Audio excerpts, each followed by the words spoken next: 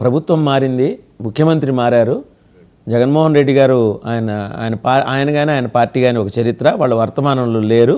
అందువల్ల మీ ఉద్యోగాలు మీరు ఒళ్ళు దగ్గర పెట్టుకొని చేయండి చెప్పండి మీరు గట్టిగా. మళ్ళీ వస్తాం మీ దగ్గరికి.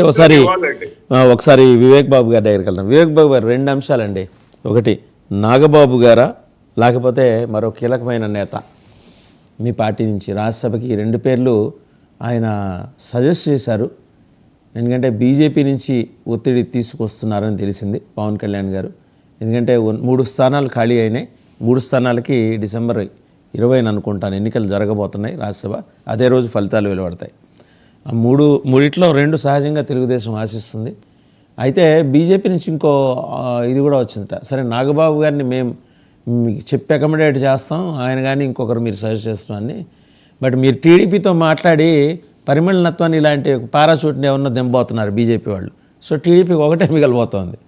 ఈ క్రమంలో అంటే ఆయన ఢిల్లీ పర్యటన వెనక ఉన్న ఉద్దేశమే ఏంటంటే రాజ్యసభలో జనసేన ప్రాతినిధ్యం ఉండాలి. తప్పేం లేదు, మీరు ఒక ప్రాంతీయ పార్టీ, మీరు ఎదగాలి. ప్యారలల్గా కూటమిలో ఉన్నంత మాత్రాన అణిగి చేతులు కట్టుకొని ఉండాల్సిన అవసరం ఏం లేదు. మీ రాజకీయం మీరు చేసుకోవాలి, మీ ఎత్తుగడలు మీరు వేసుకోవాలి, మీ వ్యూహాలు మీరు పన్నాలి. ఏమంటారు? వాసుదేవన్ గారు, ముందుగా మీకు, ప్యానల్ సభ్యులకి, అలాగే 99 వీక్షకులందరికీ గుడ్ మార్నింగ్. అయితే మీరు డైరెక్ట్గా సబ్జెక్ట్లోకి వచ్చినందుకు రాజ్యసభ గురించి అడిగారు కాబట్టి చెప్తాను. యాక్చువల్గా రాజ్యసభకు సంబంధించిన 3 పార్టీల ప్రాతినిధ్యం కోరుకుంటున్నారు మాకున్న సమాచారం ప్రకారం. సో అందులో లాస్ట్ టైమే డైరెక్ట్గా లోక్సభకే పోటీ చేయాలని నాగబాబు గారు స్వయంగా అనుకున్నప్పటికీ, కానీ కూటమిలో ఉన్నటువంటి సర్దుబాట్ల విషయంలో స్వయంగా ఆయనే తప్పుకోవడం జరిగింది. అంటే ఏమంటున్నామంటే, ఒక మంచి పరిపాలన రావాలని కోరుకున్నాము, అందులో తన భేదం ఏం లేదు, ప్రజలకు మంచి జరగాలి, అందులో మనం ఉండాలి, లేకపోతే మనమే కంటెస్ట్ చేయాలి, అలాంటి స్వార్థాలు లేవు జనసేనకు మొదటి నుంచి. సో వైఎస్ఆర్సీపీ అనే ఒక పార్టీని ఖచ్చితంగా ప్రజలకు దూరం చేయాలి. దానికోసం మనము సీట్ గురించి కాదు ముఖ్యము, మనం ఒక భాగస్వామ్యంగా ఉండాలి, ఓటు చీలకోకుండా ఈ పార్టీని ఖచ్చితంగా ప్రజలకు దూరం చేయాలనే ఒక కాన్సెప్ట్తోనే పనిచేసాం.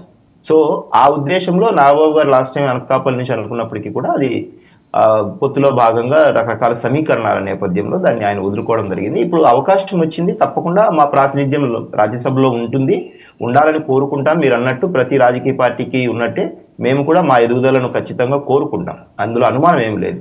అయితే ఇందులో నాగబాబు గారు వారి యొక్క ఇంట్రెస్ట్ చూపుతారా, లేకపోతే మా అధినేత మనసులో ఏదైనా పేరు వేరే వారిని ఏమైనా అనుకుంటున్నారా అనేది పూర్తిగా ఆయన యొక్క డిస్క్రిషియల్ పవర్స్. సో ఆయనకున్న పవర్స్ ని బట్టి ఆయన ఎవరిని నామినేట్ చేస్తారు అనేది, అలాగే కూటమిలో చంద్రబాబు గారు కానీ బీజేపీ కానీ మా సైడ్ నుంచి ఎవరిని ప్రపోజ్ చేసినా కూడా అందులో నో చెప్పడానికి కూడా ఏం పెద్ద కారణాలు ఏమి లేవు. కాబట్టి మా వైపు నుంచి మా అధినేత ఎవరిని నేమ్ సజెస్ట్ చేసినా అందులో అన్డౌటెడ్లీ వారిని ఏమంటారు మనం వారిని ఎన్నుకునే అవకాశం అయితే ఉంది. ఏకగ్రీవంగా తప్పకుండా వారి నామినేషన్ జరుగుతుంది. అంటే మనకి వివేక్ బాబు గారు, మనకి గతంలో కొన్ని అనుభవాలు ఉన్నాయి.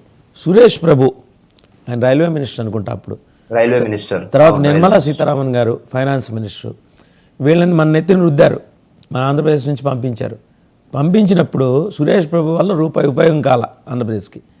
అండ్ నిర్మలా సీతారామన్ వచ్చి రాగానే ఆంధ్ర బ్యాంక్ పేరు తీసేయించింది. ఇలాంటి లైబిలిటీస్ మనకు అవసరమా?